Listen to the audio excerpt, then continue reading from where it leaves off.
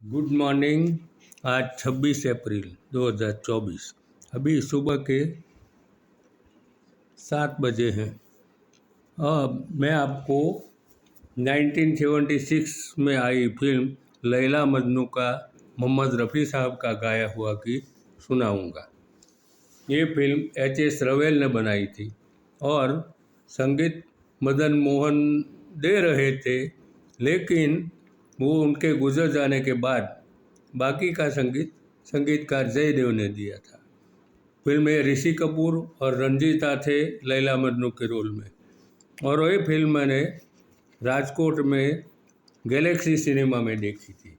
तो गीत है बर्बाद मोहब्बत की दुआ साथ लिए जा, बर्बाद मोहब्बत की दुआ साथ लिए जा, टूटा हुआ इकरार वफा साथ लिए जा, बर्बाद मोहब्बत की दुआ साथ लिए जा।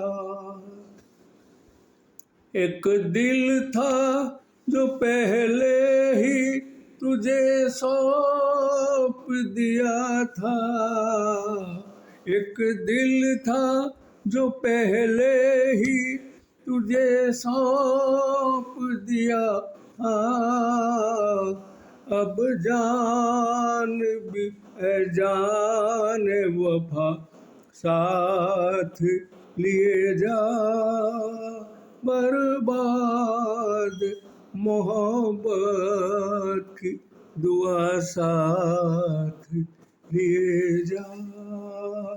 बस इतना ही। और मुझे अचानक याद आ गया सुबह सुबह, और इसके साथ मेरे 895 ऑडियो वीडियो गीत हो गए। Thank you.